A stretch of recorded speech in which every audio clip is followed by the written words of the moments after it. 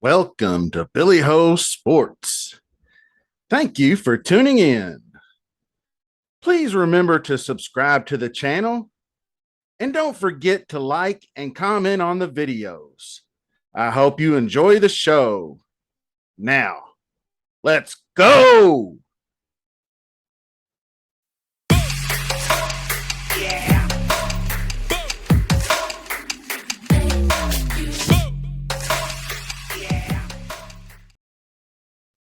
Hello, Billy Ho here. We're talking more week one DraftKings pricing. And what I'm going to do today is I always call them low key, but they're kind of just overlooked. They're not necessarily cheap. They're not necessarily super low owned. They're just kind of low key, kind of laying in the cut. And, people are passing over them to play them at particular positions. And they're not getting maybe as much talk because it's not a marquee game, things of that nature. So what we're going to do is we're going to do running backs today. We're going to do some low-key running backs, and we're going to do the strategy is the same. We're first going to look at team totals and point spreads and all that good stuff. And, with running backs, you always want a team that's either A, at home, or B, favored, or both. And you always want to try to look for a running back that's going to get as much volume as humanly possible for the cheapest price. So we'll look at that. And obviously, we are going to go ahead and kick this off. And let's check out some running backs. Okay, this is just my little spreadsheet, and it's not anything fancy. I just wanted to plug in the implied totals and over-unders. And this is probably a couple days old, but I think it still holds true right now. There hasn't been anything major happen in the last week or so to change these very much. So I just wanted to give a look at, we all know what the highest scoring games are. We've already looked at it. The afternoon games, there's 3 of them on the slate that are really high scoring. And then we got 1 or 2, basically really just the Philly Detroit game that's over 46. So most people are going to be looking at those afternoon games for their game stacks. Now, running backs might be a little different because you obviously have Indy with a huge cushion over Houston, and you have New Orleans heavy favorites over Atlanta, and there are several. San Francisco's a big favorite. Cincinnati's a big favorite. So let's go take a look at the pricing here. All right. Now, starting up at the top, obviously Jonathan Taylor's no low-key dude whatsoever. But the next guy underneath him, I consider Derrick Henry my first low-key guy. I know he's probably the most noticeable of these guys, but he is sandwiched right in between Jonathan Taylor and Christian McCaffrey, who are both going to be staples of many a cash lineup. And then the next couple guys underneath that all have good matchups, and Eckler, Cook, and Kamara. And then you get Joe Mixon, who's got a favorable home matchup against Cincinnati, and he's already run all over them once. So all these guys in here, I think Henry can go overlooked. People don't like playing the Derrick Henry, and then they always look up and see 175 yards and 2 touchdowns, and they're like, shit, should have played that guy. And he's going to be sub 10% owned, most likely. They are at home against the New York Giants, and it's an afternoon game. Compared to the other 3, it is the absolute lowest key of the low keys. So, he's got the 100-yard bonus and multiple TDs in his pocket. And if he can squeeze out 3 or 4 receptions, we're looking at a path to 30-plus DK points. So I'm not going on the path because I'm in the same game here. But down here at 6,100 is the other side of the coin in this game, Saquon Barkley. He is only $6,100, which is super cheap for his immense upside. Barkley could catch 6 or more passes over 100 total yards, and always has ability to break off a long touchdown. TD upside, he'll get the ball at the goal line, and he's always has the ability to crack 20. I mean, really, he just needs, if say you're playing a cash lineup, he just needs 20 to 3x. I mean, he's 6,100. He could 4x easily. So that's what I'm looking for. And so that's him. We're going to go back up a little bit and check out Mr. James Conner. I'm not quite as bullish on Conner as I was earlier in the week, but I think he'll go low key in this high scoring game.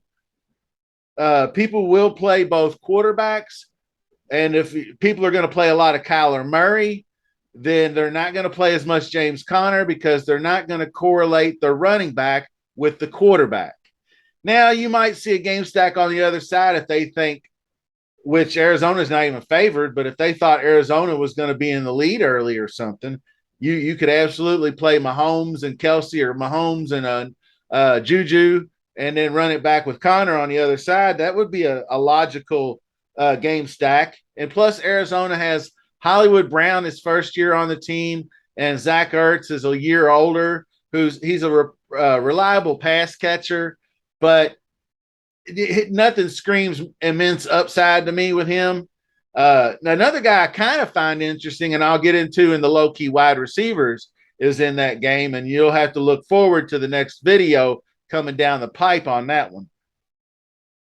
So Conner has reception upside, and his goal line ability to find the end zone could push him over the 20 to 25 point mark. He likely needs a touchdown to get there, though, so he may not all be super low key. But the next guy up, and he's probably not low key, but I'm putting him in this video because I feel really strongly about him, is that Joe Mixon. Because the reason why I think he might be slightly low key is that everybody's going to love to get in there with Burrow, and everybody's going to love to see Jamar Chase again, and they're excited about T. Higgins and that combo, and to see an air attack of the Bengals. But they will, I think, run a little more, and they are pretty significant favorites over Pittsburgh. They're at home. Last year, Mixon, I think, ran roughshod in one game, and it might have been the home game over Pittsburgh. 165 yards, 2 touchdowns, somewhere in that range.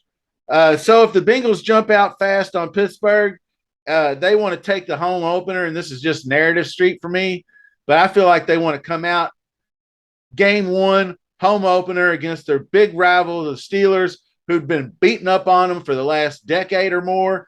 They want to lay the smackdown on the Steelers, and I think just by the pure Joe Mixon run game and then sprinkling in some passing, they're going to put their will against Pittsburgh. So I think he's a safe play to get 15 plus carries. I think he could get 3 to 5 receptions, and he's always got the TD upside. I think he's a nice cash play. He's cheap, $7,100 for the amount of upside he's going to have. So that's great. This is an unfortunate low-key guy, but we moved down the board a little bit, and we're going to get to Antonio Gibson. And, shout out Brian Robinson, get better. It's unfortunate. I'm sure you've already heard he was carjacked earlier in the week, shot twice, soft tissue, not life-threatening, but when you get shot, I mean, it tears muscle and it gets into you, and you're going to be sore for a long time. You can't walk and run. I mean, you're definitely not going to be running and cutting. That muscle's got to fully heal, so he's going to be out a while, but that gives Antonio Gibson a chance. He has a home game versus Jacksonville in which they are favored in a game I think they win. And we know he has the skills to take 20-plus touches and turn them into DK points. The Commanders definitely strong on the front line, and I don't see the Jags putting up many points. So I think a lot of opportunities come Gibson's way. And there was another guy, Cordell Patterson, at that same price I thought was a candidate, but I'm leaning more against that one because Damien Williams made the team, so they're keeping 4 running backs. So they're evidently going to have a role for Damien Williams. I thought they'd cut him, but that does downtick Cordell Patterson a little bit. So if Patterson splits any work with Damien, or they also have Tyler Allgeier, who they're going to want to start mixing in the offense in the first couple of weeks, but I'm going to shy away from that. So what I'm thinking of is Gibson could push 5 or 6 catches, maybe, but he's always got TD upside, so I think he's going to be really good. So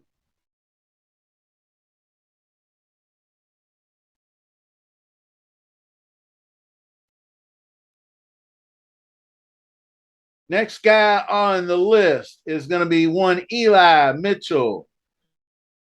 You know how San Francisco likes to run the ball. I think with Trey Lance, they're going to bring him along slowly. I don't see them airing it out. Of course, Lance is going to take some work himself, but Eli Mitchell is a candidate to get 15 touches in this game, at least. And at $5,400, he always has the ability to get that touchdown. Maybe Jeff Wilson Jr. steals one. If he does, then you're in trouble. But Eli is definitely going to be low owned, and I think he can handle the load. He's had 20-plus carries last year several times. If San Francisco gets an early lead, I think Eli could pay off. So I'm going to go ahead and get this one off the table right now. This is not low-key. People will play this guy, but Dameon Pierce, Houston's running back, for all intents and purposes, he is the bell cow. He is going to be a 3-down back. He's got the size. He's got the receiving chops. He's got good speed. He's got good power, better handling and more leg room for your legs like Donnie Brasco. But, Dameon Pierce, dude, he's solid 4,800. I mean, he's practically a free square. I don't know. I just think volume alone, he's going to get 3X. He should be able to crack 15 points. So he's going to be a cash play. He's looked fantastic in the preseason. And so I feel like he could be that kind of James Robinson the Jags had a couple of years ago, where even though they would get blown out in games, they would still give him 20 touches and he would still catch 8 balls for 60 yards and he'd still get a touchdown and he would give you 20, 25 DraftKings points.